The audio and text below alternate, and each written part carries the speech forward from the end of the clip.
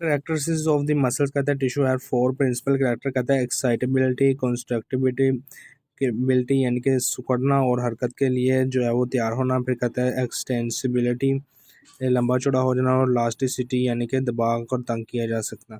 ये चार उसके बता रहा है कि इसके करैक्टर हैं और नेक्स्ट वो फंक्शंस बता रहे हैं। तो पढ़ते हैं इसको। कहता है कि इलास्टिसिटी क्या है, एक्साइटेबिलिटी क्या है। कहता है कि this is ability of the muscle tissue to receive and respond, जवाब देना टू द स्टिमुलस, इसको उभारने पर। कहता है कि stimulus is a change in the internal and और external environment which is initiates and impulses action potential. फिर कहता है नेक्स्ट वो बता रहा है कॉन्ट्रैक्टिबिलिटी क्या कहता है। This is ability of the muscles tissue to active generate force to thicken and shorten to do work when a sufficient यानी कि काफ़ी मकदार में स्टिमुलस इज अप्लाइड।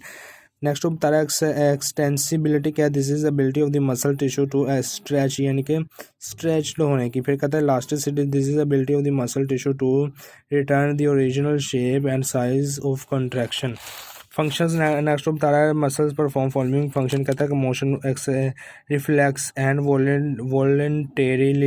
वॉलेंटेरली यानी कि अपनी खुशी से काम करता है, यानी कि रिफ्लेक्शन बता रहा है मोशन। कहता है कि मेंटेन ऑफ द पोस्टर यानी कि अंदाज जो है वो बता रहा कहता है खड़े होने का अंदाज को ये मेंटेन रखता है। कहता है कि muscles tissue enable to body maintain posture and containing construction of the skeleton muscles hold the body in stationary यानी कि रुके हुए पोजीशन सच एज सिटिंग और स्टैंडिंग। फिर कहता है कि production of heat the construction तंग होना of the muscles skeletal muscles produce the heat and it is important in the maintaining the normal body temperature. It is estimated that 18% of the all heat is produced by the muscles contraction.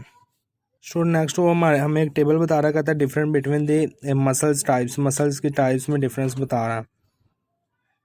Students को कहता है कि muscles names कहता है skeletal muscles, cardiac muscle, smooth muscles. कहता है nature क्या कहता है वॉलंटरी इन स्ट्रेटिफाइड यानी कि लाइनों वाले। कहता है इनवॉलंटरी एंड स्ट्रेटिफाइड, कहता है इनवॉलंटरी एंड इन अनस्ट्रेटिफाइड। फिर कहता है कि जनरल स्ट्रक्चर क्या कहता है कि bundle of the cells with some connective tissue. फिर कहता है कि to form syncytium and smooth. Next वो कहता है कनेक्टिव क्या कहता है कि both end of the bones. फिर कहता है कि to itself to form cavity. और फिर कहता है कि it is to form cavity और ट्यूब। कहता है कि साइज़ क्या कहता है कि 10 to 100 mm diameter, very long centimetre CMS। फिर कहता है कि 10 to 20 mm diameter and 50 to 100 mm long. फिर कहता है 2 to 5 mm और diameter is about 100 mm long.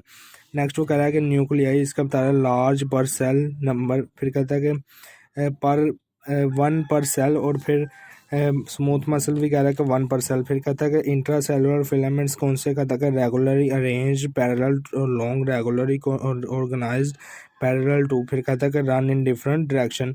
Filaments attachment कहता है कि intracellular Z disc, Z intracellular Z disc. और फिर स्मूथ मसल का बताया कि डेंस यानी कि dense body and dense body.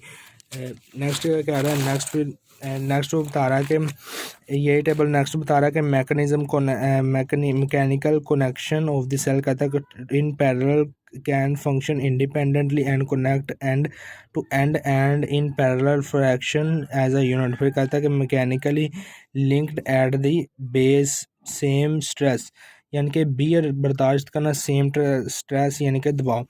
उसके बाद कहता है इनर्वेशन क्या बता रहा है, कहता है मोटर फाइबर्स। उसके बाद दिल के मसल कहता है ऑटोनोमिक यानी कि हर वक्त हुक्म, मोटर फाइबर यानी कि हुक्म देने पर, और ऑटोनोमिक यानी कि हर वक्त। फिर कहता है कि effect on the innervation on the contraction कहता है contraction dependent, totally dependent.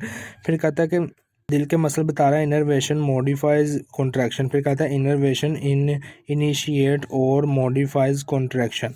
Next वो बता रहा है कि न्यूरोमस्कुलर जंक्शन यानी कि जोड़ कौन से, न्यूरो यानी कि जो शरियाने होती है। कहता है there is a space between the nerve and muscles membrane is comparable यानी कि बराबर के हम रतबा टू दी मिलते जुलते हैं। सिनेप्टिक क्लेफ यानी कि शिगाव पड़ जाना एट दिस सिनाप्स में यानी कि this whole structure is known as neuromuscular.